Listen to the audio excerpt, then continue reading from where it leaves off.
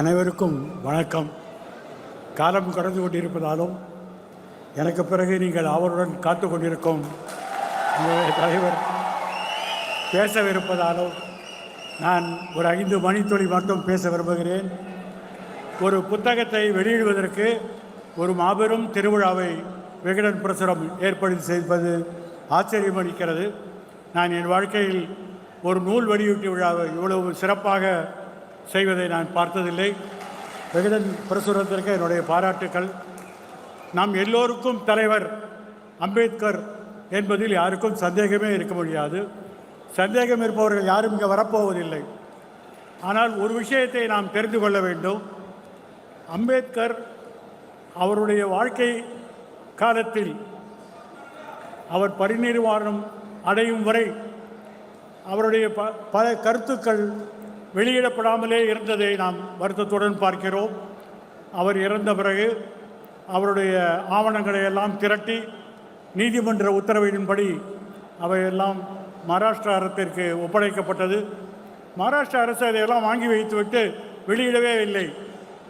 அதற்கு பிறகு பலர் அழுத்தம் தந்த பிறகுதான் 1956 கொடுக்கப்பட்ட அந்த ஆவணங்கள் 1988 வெளியிடப்பட்டது. 16 தொகுதிகளை மகாராஷ்டிரா அரசு வெளியிட்டது. அதற்கு பிறகுதான் அம்பேத்கர் அவர்கள் தன்னுடைய வாழ்க்கையிலே இத்தனை எழுத்துக்களை எழுதி குவித்திருக்கிறார்கள் என்பதை பல பேருக்கும் தெரிய வந்தது.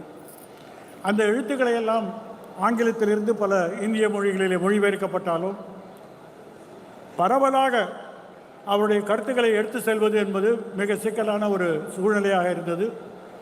அம்பேத்கர் அவர் வாழ்ந்த காலத்திலே ஒரு கடுமையான அவரை எழுத்து ஒரு புத்தகத்தை தயாரித்தார்கள். உங்களுக்கெல்லாம் தெரிந்திருக்கும். அவரோட வாழ்க்கையை பற்றி நான் அதிகம் சொல்லவில்லை. அவர் அமெரிக்காவிலே முனைவர் பட்டம் பெற்றது தத்துவத்திலே.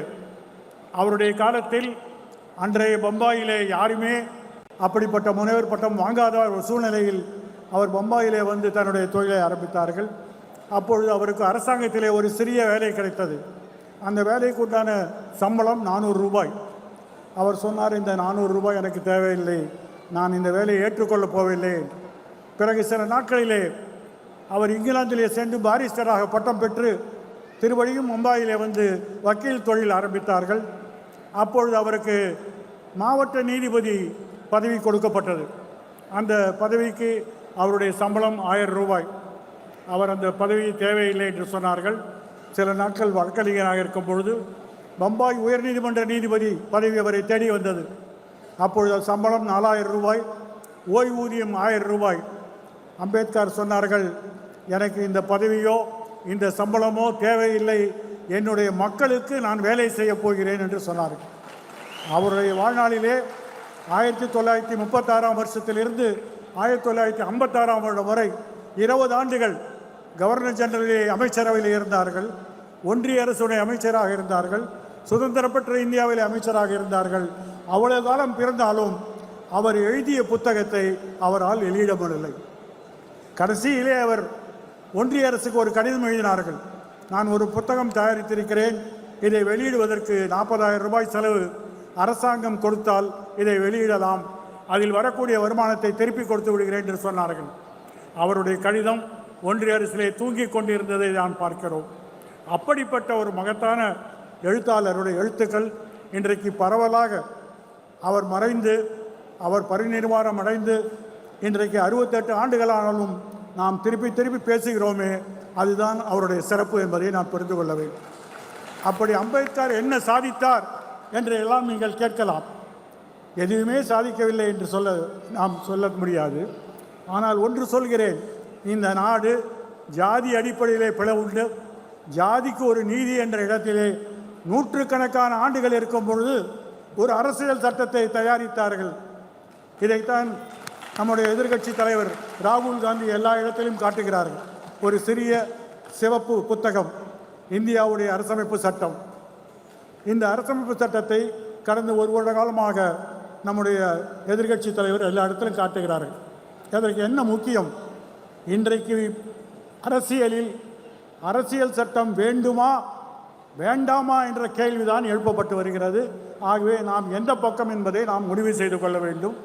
அம்பேத்கர் அவர்கள் 2.5 ஆண்டுகள் இந்த அரசமைப்பு சட்டசபையிலே எல்லா விதமான விவாதத்திலும் கலந்து கொண்டு எல்லாவித திருத்தத்தையும் பற்றி பேசி ஒரு உன்னதமான ஒரு ஆவணத்தை தயார் செய்தார்கள். இந்த ஆவணத்திலே 397 பிரிவுகள் இருக்கிறது. ஆனால் ஒரே ஒரு பிரிவு 15வது பிரிவை நீங்கள் பார்க்க வேண்டும். இந்த புத்தகத்தை படிக்க வேண்டும். எப்பொழுது ராகுல் காந்தி அவர்கள் காட்ட ஆரம்பித்தார்களோ இந்த புத்தகம் 1.5 லட்சம் பிரதிகள் வித்திருக்கிறது என்பதை தெரிந்து கொள்ள வேண்டும். ஏனென்றால் இன்றைக்கு மக்கள் தங்களுக்கு எந்த விதி தங்களை ஆள்கின்றது, தங்கள் நாட்டை எந்த விதி எடுத்து செல்ல வேண்டும் என்பதை தெரிந்து கொள்ள ஆர்வப்படுகிறார்கள். யாரும் ஒரு சட்ட பிரச்சனை என்றால் வக்கீலிடம் செல்லவில்லை, நாமும் தெரிந்து கொள்ள வேண்டும் என்ற ஆசை இன்றைக்கு இருக்கிறது. இந்த சட்டத்திலே 15வது பிரிவிலே என்ன போட்டிருக்கிறார் என்றால், மதத்தின் பேரிலோ சமயத்தின் பேரிலோ மொழியின் பேரிலோ இடத்தின் பெயரிலோ அல்லது இவையெல்லாம் சேர்ந்த ஒரு கலவையின் பெயரிலோ இந்த அரசு யாரிடமும் வேறுபாடு காட்டாது என்ற ஒரு பெரிய ஒரு அரிய ஒரு உரிமையை கொடுத்திருக்கிறார்கள். மனுநீதி புதைக்கப்பட்டது, சமநீதி உறுதி செய்யப்பட்டது என்பதை நாம் தெரிவிக்கிறோம். அதுதான் இந்த சட்டத்துடைய முதல் சாதனை. கொஞ்ச காலத்துக்கு முன்னால் இந்தியில் ஒரு படம் வந்தது. அந்த படத்தோட பேர் 15வது பிரிவு என்று. அப்பொழுது அந்த பட தயாரிப்பாளரிடம் கேட்டார்கள், இந்த சட்டத்திலே 300 பிரிவுகள் இருக்கிறது, ஏன் 15வது பிரிவு என்று படத்திற்கு பெயர் வைத்தீர்கள்? அது ஒரு இந்தி படம். அவர் சொன்னார், ஒரு மனிதனுக்கு எப்படி இதயம் இருக்கிறதோ இந்திய அரசியல் சட்டத்துடைய இதயம் அந்த 15வது பிரிவிலே இருக்கிறது என்று சொன்னார். அம்பேத்கருடைய சாதனையை நாம் சொல்லிக்கொண்டே போகலாம். நான் அதிக நேரம் பேசவில்லை, ஒரே ஒரு கருத்தை சொல்கிறேன். இந்த 15வது பிரிவு ஒரு அரசு அதற்கு முன்னால் இருந்த எந்த அரசும் செய்யாத ஒரு சாதனை. மக்களிடம் மதத்தின் பெயரிலும் ஜாதியின் பெயரிலும் நாங்கள் வேறுபாடு காட்ட மாட்டோம் என்ற அந்த உறுதியை நாம் நிலைநாட்ட வேண்டும். ஏனென்றால் இதற்கு அதிகமான ஆபத்து இந்த அரசமைப்பு சட்டத்திற்கு இருப்பது. நான் அதிகம் சொல்லவில்லை, ஆனால் ஒரு விஷயத்தை சொல்கிறேன். இன்னும் முழுதும் பேசிக்கொண்டு போகலாம், அம்பேத்கருடைய சாதனையெல்லாம் பேசிக்கொண்டே போகலாம். ஆனால் அதையெல்லாம் தாண்டி இன்றைக்கு எல்லாருமே அம்பேத்கரை கொண்டாடுகிறார்கள். இன்றைக்கு அவர் நினைவு தினம் எல்லா இடத்திலும் அனுஷ்டிக்கப்படுகிறது. நம்முடைய ஆளுநர் கூட அனுஷ்டிக்கிறார்கள், எல்லாரும் அனுஷ்டிக்கிறார்களே. அந்த அம்பேத்கரை அப்படி பாராட்டி விட்டு இன்றைக்கு அவருடைய பெயரை எங்கே வைத்திருக்கிறார்கள் என்றால் பம்பாயிலே சிறையில் வைத்திருக்கிறார். இன்றைக்கு அவர் ஜாமீனிலே வந்திருக்கிறார் என்பதை தெரிந்து கொள்ள வேண்டும். அவர் செய்த குற்றம் என்ன அது அவருக்கே தெரியாது, அரசாங்கத்துக்கே தெரியாது. 5 வருட காலமாக இன்றைய வரை குற்றப்பத்திரிகை போடவில்லை. BK-16 என்று சொல்லக்கூடிய 16 பேர் உபா சட்டத்தின் கீழ் கைது செய்யப்பட்டு வைத்திருக்கிறார்கள். அதிலே ஒருவர் இறந்து விட்டார். துரதிர்ஷ்டவசமாக நம்முடைய தமிழ்நாட்டை சேர்ந்த அருள் தந்தை ஸ்டான் சாமி அவர்கள் 83 வயதில் ஒரு அருட்தந்தை ஜார்க்கண்ட் மாநிலத்திலே பழங்குடி மக்கள் மத்தியிலே வேலை செய்தவரை கைது செய்து பம்பாயிலே சிறையில் அடைத்தார்கள். அவருக்கு பார்க்கின்சன் நோய். அவரால் ஒரு ஒரு ஒரு லோட்டாவில் இருக்கக்கூடிய தண்ணியை வைத்து கொள்ள முடியாது, கை ஆடும், கை சென்றுவிடும். அவர் சிறை அதிகாரியிடம் கேட்டார்கள், எனக்கு இந்த தண்ணீரை உறிஞ்சுவதற்கு ஒரு உறிஞ்சான் வேண்டும் என்று, ஒரு சிப்பர் என்று சொல்வார்கள், நம்முடைய ஸ்ட்ரா என்று சொல்வார்கள். நம்முடைய பழக்கடைக்காரர்கள் இளநீர் விற்பவர்களெல்லாம் நமக்கு ஓசியில் கொடுக்கக்கூடிய ஒரு அந்த ஸ்ட்ரா, அதை பம்பாய் அரசு கொடுக்க மறுத்துவிட்டது. தந்தை சாமி அவர்கள் சிறையிலே இருந்து மருத்துவ வசதி குறைவினால் இறந்து விட்டார்கள் என்பதை நீங்கள் தெரிந்து கொள்ள வேண்டும். 16 குற்றம் சாட்டவர்களே 15 பேர் இன்றைக்கு இருக்கிறார்கள். அதில் மற்றொருவர் இறந்து விட்டார்கள், சாய்பாபா என்பவர். அவர் தள்ளு வண்டியிலே செல்லக்கூடியவர், சக்கர வண்டியிலே செல்லக்கூடியவர், அவரும் இறந்து விட்டார்கள். இப்பொழுது 14 பேரிலே ஒரு சிலருக்கு பிழை கொடுக்கப்பட்டிருக்கிறது. 5 ஆண்டுகள் அவர்களுக்கு சார்ஜ் ஷீட் கிடையாது. 5 ஆண்டுகளில் பல பேருக்கு ஜாமீன் கிடையாது. அப்படி அவர்கள் என்ன குற்றம் செய்தார்கள் என்பதை யோசித்து பார்க்கிறோம். அம்பேத்கருக்கு நாங்கள் நினைவு கூடம் வைக்கிறோம், அம்பேத்கருக்கு சிலை வைக்கிறோம் என்றெல்லாம் ஒன்றிய அரசு சொன்னாலும், அம்பேத்கருடைய ஒரே மகள் வயிற்று பேரனை 5 வருடங்கள் நீங்கள் சிறையில் வைத்தீர்களே ஏன் என்று சொல்லுங்கள். இதைத்தான் நாம் கேட்க வேண்டும். இதைத்தான் அம்பேத்கர் அவர்கள் இந்த புத்தகத்திலே 21வது பிரிவிலே ஒவ்வொரு குடிமகனுக்கும் சுதந்திர உரிமை ஒன்று என்று சொல்லியிருக்கிறார்கள். யாரையும் சட்டத்திற்கு விரோதமாக குற்றச்சாட்டுகளை தெளிவுபடுத்தாமல் யாரையும் சிறையில் அடிக்க முடியாது. ஆனால் சிறையிலே வைக்கப்பட்டிருக்கிறார். அவர் செய்த குற்றம் என்ன என்று யாருக்கும் தெரியாது.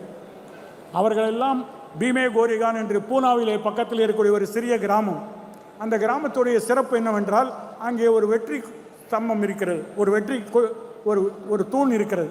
அந்த தூண் பட்டியலின மக்கள் பேஷ்வா அரசரை எதிர்த்து, அந்த குறுநில மன்னரை எதிர்த்து போராடி வெற்றி பெற்ற சின்னம். அந்த சின்னம் அங்கே இருக்கிறது. 1954 வருடம் பாபா சாஹேப் அம்பேத்கரால் அந்த சின்னத்தை சென்று பார்த்து வந்தார்கள். அது ஒரு சட்டவிரோதமான தூண் அல்ல. மகர் மக்கள் பேஷ்வாவை வெற்றி பெற்ற ஒரு வெற்றி சின்னம். அந்த வெற்றி சின்னத்திலே அவர்கள் அங்கே ஒரு வெற்றி விழா கொண்டாடினார்கள்.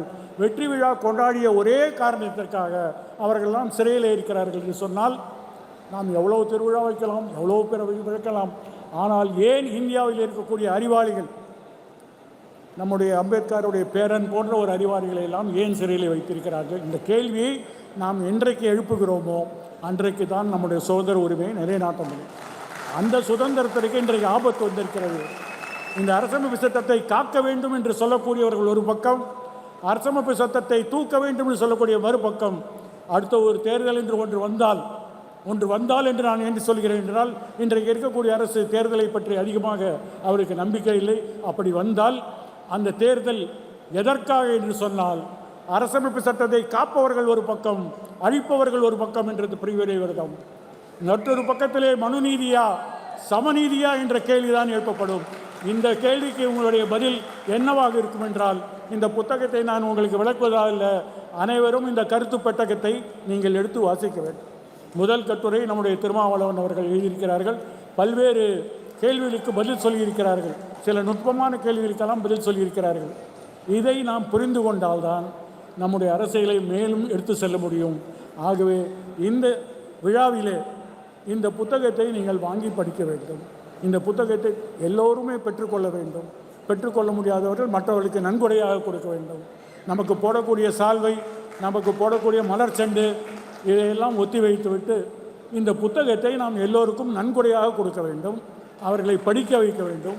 குறிப்பாக மாணவர்களை படிக்க வைக்க வேண்டும். அப்பொழுதுதான் அம்பேத்கருடைய தத்துவத்தை நாம் புரிந்து கொள்வோம். புரிந்து கொண்டால்தான் சமநீதிக்கான ஒரு படை இங்கே உருவாகும். அந்த படை நிச்சயமாக நீங்கள் இருக்க வேண்டும் என்று சொல்லி வாழ்த்தி விடைபெறுகிறேன். வணக்கம்.